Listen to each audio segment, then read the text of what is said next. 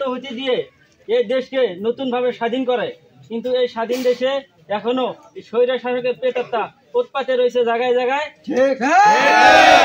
এই ছাত্র সমাজের নেতৃত্বে এই দেশ নতুনভাবে স্বাধীন হইল, সেই ছাত্রদের উপর তারা এখনো হামলা নির্যাতন করতেছে। এই ছাত্ররা একটা ক্রাইসিস চলে গেছে, ছাত্র আন্দোলনের মাধ্যমে দেশ স্বাধীন হয়েছে, নতুনভাবে দেশে আর একটা সমস্যা দেখা যাচ্ছে বন্যায় অনেক মানুষ সমস্যার মধ্যে পড়ে গেছে।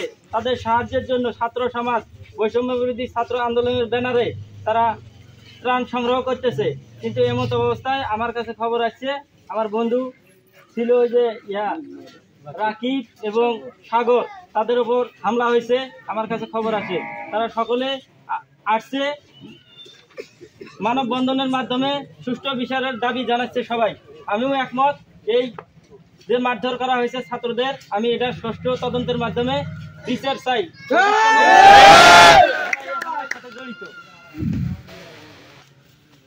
এখানকার শিক্ষার্থীদের দাবি, তারা হচ্ছে যে হামলার শিকার হইলো, এই শিকার হওয়ার কারণে কি জন্য তারা মানে এলাকাবাসী তাদের উপর হামলা করলো, এই হামলার সুষ্ঠু তদন্তের পর তারা বিচার দাবি করে।